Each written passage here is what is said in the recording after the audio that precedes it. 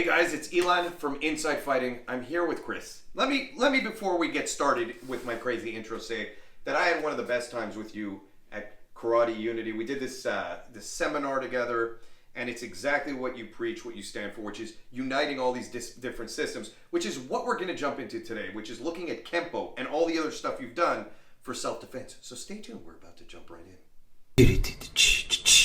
Pow pow, inside fighting, yeah, dangerous martial arts. Pow pow, ooh ah.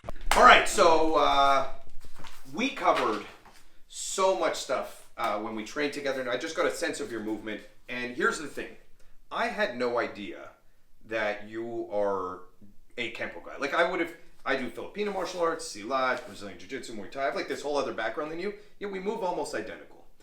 And you have such a self-defense approach, and there's all these people out there who get like, oh, you're doing Kenpo, it sucks, it doesn't work. You stand there, you don't resist. Everything you do is resistance. Everything you do is alive. Everything you do is with a direction toward either self-defense or sparring combat sports. So really, really honored to be able to showcase your stuff. And I just want to cover your philosophy, some stuff. I have some questions for you. But pretty much what you were talking about earlier, you were just kind of covering kata, and you were saying like people look at it like this way, but that's not the point. If you want to jump into that a little bit, yeah, and you can come in and get a close up here of Chris doing his magic. So I do have a traditional background. My background was in Shorin Karate and Kenpo, and so I put about 26 years into that system. And a lot of the times that we spend in the traditional martial art, we spend doing a lot of static drilling, and there's a time and place for that. But in order for yourself to call yourself a traditional martial artist, there's a dichotomy there. There's the art part, which I find, all the synergies of all your movements and getting it right and expressing it creative ways. But then there's the martial part where it's a default. It's a prerequisite for you to call yourself a martial artist. You need to have it tested live, because that's what it's for. Right now, so in karate, we've got all these different kind of movements like this, right? So a typical. Oh, did you see that whip, guys? That was a nice whip. A typical movement is it's this gedan, and then we've got these punches here, and we're known also for these blocks. And when they see karate, right? They see all these static positions, and people are quick to judge that it's ineffective, but what they don't see is, and I'm starting to understand this too with more of my studying, is if you scroll back, like even with boxing, if you scroll back, boxing had some grappling in it. In the 1600s, they had grappling. They had, like, you can grab. Yeah, dirty boxing. And you can kick, you can hold and hit, and all these things. Karate had that too. Karate had a lot of gripping. So, these kind of things, when you see these kind of things, it's basically, if you're crashing in, I've got an underhook here, and I'm smashing. Oh yeah. Right? So that if you pull that out of the hand, it's this. So all these motions are hooking kind of motions, right? And literally what I thought by haymaker, you boom, right? and I just come in here, I hook and hit. Yeah. Right? And then these type of motions, my immediate reaction is to go with your energy. So now there's this kind of motion, which is down. So it's like here, you come in here, then this is a hit, incidental hit, and then I'm gonna ballistically slap here, boom. And then if I take that out, that's this, right? So my teacher, my Kenpo teacher, Vic Arnold, would say to me, one way to understand and decode a lot of these concepts is anything open hand can be closed fist, and anything closed fist can be open hand. So these things are interchangeable. So, if I'm in here, okay, and I'm crashing in, say I'm going to do an overhook, or say an overhook and a slap here, okay? See, this is... Oh, yeah. Okay, even that sucks on the karate. This is ballistic. Yeah. Boom, right? Yeah. And now if you overpower me, right? Boom, I can come underneath, and I've got all these other things. Now, we don't necessarily do these kind of things in karate, but all these motions are found in kata. Right? So this position in is in kata? Yeah, it's in kata. You know what's funny? When I get people close, Yeah. I can go right and look. It's like a cable grip. Yeah, and feel them pressure I can That's generate. it, 100%. And even this is still just like, if someone's big, I go from this to this all the time. Yep. My first grip is here, my second grip is here, and my third grip is here. I don't know if you could see that, but these are just different range grips. You're literally doing this. Yep. Which is and if I do some sort of a hook here, there's these motions, and It's a break. Yeah, it's like a pull, it's a pull here, Yeah. right? And you do that incidentally, like in the kata it's a snap. So I'm not gonna do it. Yeah. But if I'm in here, it's like pop. It's like pop, right? Yeah. And I'm getting you to step. So I mean, if you did it full force, I wouldn't only step; my arm would crack. Yeah, exactly. And then there's all these bent arm structures.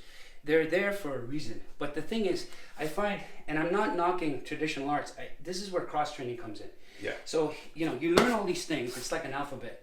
But then you need to touch hands with other people who are specializing, say, at that range. And then, like for example, a Muay Thai guy, or a wrestler, or even sambo. Because if in other words, what you're saying is like, let's say I get comfortable with these movements here. Yeah. I'm not actually learning where do they apply here? No, or here, you're or not. Here. No, and the true, it's like I'm an educator, so I teach kids, right? One of the best ways to learn is non-structured play. So you put them in an environment, you just get them to mix with different people, and that social dynamic, they start learning. And so we need to give ourselves permission to our athletes to play. And I think combat sports does a fantastic job with that stuff because they're drilling, right? Drilling and sparring. Yeah. I started combat sports. We're talking about like late 90s, early 2000s. There was an aggression and competitiveness, and people got hurt. Yeah. And we sparred hard. Yeah. And there was no looseness. Yeah, Even in jiu-jitsu, it was. People say it's the gentle art. It was not the gentle art back then. Very different than how it's trained today. It was tough. People got Yeah. broken necks. Oh, no yeah. joke. Yeah. In my club where I trained, broke 2 guys. And I know where you're going with this. Yeah. well, it's nice that now it's evolved to a point where even top level fighters are saying we don't do that Yeah. anymore. Technical we play, sparring. Technical we move. sparring. Yeah, Yes, that's we right. see things, we relax because that's where your 100%. body develops. And the growth curve is like this, as opposed to it's kind of plateauing. Can I ask you a question about Kenpo? Yes, please. So the Kenpo stuff I've seen, and I can't even replicate it, is like I'm going to come up here, hit you here, knee here, boom, boom, boom, boom, boom. Yeah. I got into it with literally Jeff Speakman, watching Jeff Speakman in Perfect Weapon. Perfect Weapon was Love one of my that movie. favorite movies, Oh, and I me too. needed to learn Kenpo after that. Yes. But as I've grown as a martial artist, I don't see the application of those movements. Right. Can you show a little bit of like, do you move like that too? Do some of that Kenpo stuff? Or? Yeah. Well, like, okay, so first of all, I it's hard for me to say that I'm a Kenpo guy. I don't like putting styles to things, right? Mm-hmm.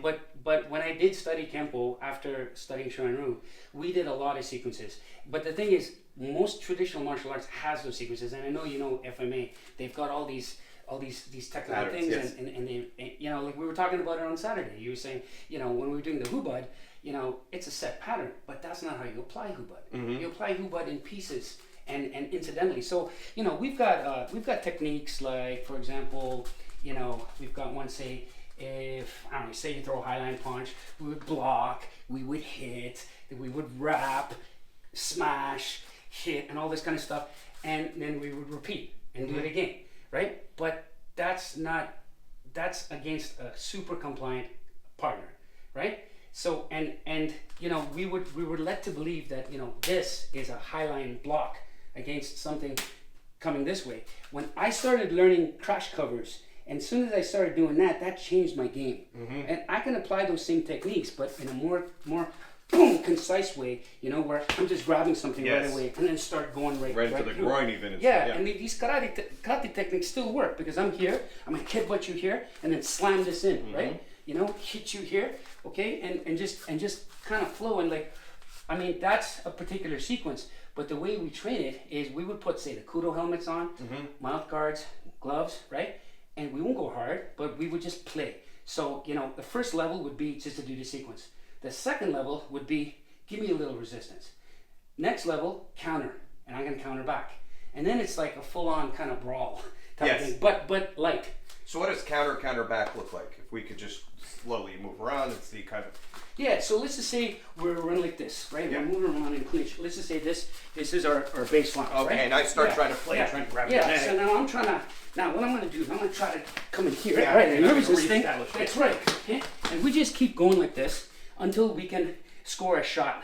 And So from there you start saying, okay, well there's the hit here, okay. Yeah, right? This is a cool way to Boom, train. and I hit you There's here. your headbutt, Yeah, yes. we're doing stuff like this. Yeah, I'm gonna I'm try to coming here move and your down legs, here, yeah. right? Boom, right? I can And try I'm to gonna get try to correct. crash in, get it here, and then I take that position and we reset. So it almost is like wrestling with little playful wrestling with strikes. Like, okay, there's that. Okay, Yeah, there's yeah, that. exactly. There's that. Okay, now I'm here. Yeah. Now I'm arm dragging. Exactly.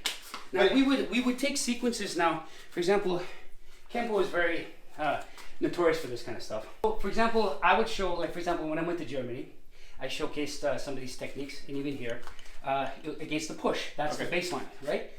You know, arm drag, hit, here, you know, all these kind of things, Yep. right? But then later on, we have to play with it, right? So we do it from, say, inside here, okay? From this kind of position. And you have to fight now for that arm drag. So we're here, say I fight that arm drag, Okay, right? and that's Exactly. a re-drag. We have to, yeah, we re-drag. Now, right just from there, that technique doesn't work. It's stuffed. So, but you have to fight for it. You have to get into that position where you can slap that groin, right? And then we progressively work that. So you went just so I could see from the arm drag to Here, here. hit, and then we This go is actually kind of sneaky. I've never yeah. thought of So that. from here, I arm drag, and then I hit you right Yeah, in the I'm nuts. covering it because I Right? don't want Yeah. that to happen. You get that reaction. So boom, you go Yeah. down, and then I hit you. I grab you here. Yeah. Right now from here, I can hit you.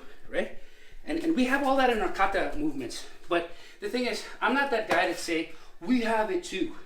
It's there, but it's there for us to discover it. Like we have these movements there, but I would argue karate guys don't practice that. They have it there. Yeah. I see it because I've seen it in other arts. So when I see it in other arts done, I say, ooh, I make that connection, and then I'm using it now. You know what I mean? Yeah, you steal from whatever you want to steal Yeah. from, Yeah. which I like about your approach. You want to come here? We'll do it right Yeah. here. So the idea is we're in here somehow, or you're giving me a hand, and I'm gonna jump, take it. Yep. Okay, and I'm gonna hit you. Okay. Yep, I'm covering it. Yeah. Yeah. Hit you here, and then I'm gonna try to get in this. Right. Now that might not work. Right. Now if you power up, I'm gonna throw that up and hit Yeah, you here, that would be and I'm using that push-pull principle.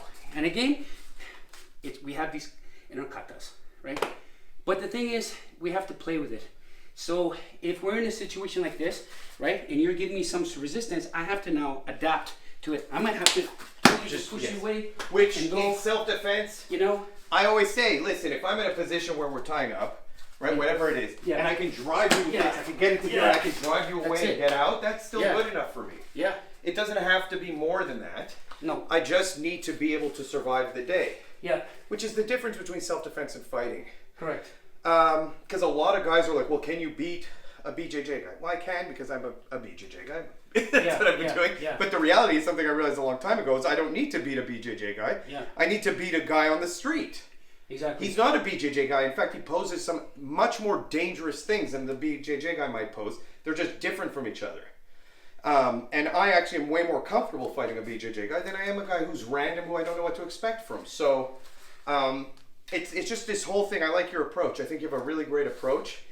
I wanted to share. So, okay, you were asking me about how do we deal with all these sequences and how do we, basically, a sequence, a Kenpo sequence. So you see, there's names for these things too. I can't remember all of the names. Ed Parker has a syllabus for all this stuff. Badass And- names like yeah. Rolling Thunder, Hammer, all this Hammer kind of stuff. Thor, Yeah, will yeah. smash your face. Yeah. Like- And you know what? All of that stuff is solid stuff. So we've got a series. My Kenpo teacher called it the meat grinder. Yeah. It's called the meat grinder. It's a series of 6 to 7 elbow movements, and they're very common. You see them everywhere. So we start off in a traditional kind of opening. You want to do it toward the camera? Yeah. So we start off in a traditional opening here like this. Boom. Then we start off. It's a block and an elbow, then a down elbow, then a hammer here, up. Okay, wipe, hit here, and then go down, ankle pick. Right. Now that's the sequence. Now a lot of people when they see that sequence, they think that's never going to work. And guess what? Of course it's not going to work because it's an alphabet. It's like a key signature in writing. Yes. In music, it's a set of notes. You need to take those notes now and play. So I spent many years with my sensei on this, right? Mm-hmm. And he called it the meat grinder because at clinch range, it takes on more meaning. So for example, he says, you might not be able to pull up this, but the idea is use a crash, okay? Mm-hmm. Then this elbow comes in, right? Now, the next move is to go down, but this hand is empty. So you're here, you can hit here, or depending on where you are, like you know, if your Oh, hands are this here, is yeah. here. If this This is thing here clear now, and just now comes this is, straight in. yes, clear and hit. Yeah, you okay? see it as they're doing Okay, it. clear and hit. Now the next one is so here it's this. So if I'm doing this, if I have some obstruction somehow, Yeah. I can use this to clear because that's what we do. When to clear, and then I can hit you down here. Yeah. The Right? groin Push again. it and hit up here. These type of things, right? You know, if I'm in a situation here, I can use these to wipe, right? Yes. And all these things like this downward part is a wipe from here to hit, you know? Yes. And now I'm feeling this, so I want to trap you here, maybe hit you here, push you off, type of thing. And this is how we play, right? So we're not I just like going to that. stick to that thing. And you're going off of what I give you, and it's important to note that Yeah. right, there's a difference between the alphabet, the sentence, the word, right? Like, and you really only need to land. Like, the truth is, if you throw a punch at me and I check and I go boom Yeah, like this, yeah. this is already enough Yeah, to for start. sure. Like, now if your hand comes up, okay, maybe I clear it and I elbow again and I Yeah, elbow yeah, again. yeah. But really, I needed just the first step to get going. Exactly. And as long as I'm comfortable with that, boom, boom. Yeah. Yes, you're training all of it. I don't know what the sequence is. Yeah. But you're training that to make it so that you have options in any given situation. I hate when people discredit that And- just because there's more than one movement. And for Here, let's example, stay here. if you're a grappler, okay, and you've got Greco-Roman in your belt, or you know how to arm drag, my arm drag here, okay, I've got these hammers, right? But now this hammer can translate into a check. So I Yes. push this into here, just for that second. Now, in the form, we've got this, right? It looks like a hammer, but really, my sensei would always tell us, you just use the idea behind it. Use the whole arm, use the open part of your arm, use everything. So if you're in a situation like this, Where you got the arm right? there, yeah. Okay, sure, this is a ham strike, but really, you got the arm there, just hold Yeah. it there, pin, and hit, you know? Yeah. Type of thing. And, you know, and that's how you play, right? It's also why it's so important to mix wrestling with striking. Oh my God, yeah. Because if you're just like, look, I'm guilty of this. I love grappling.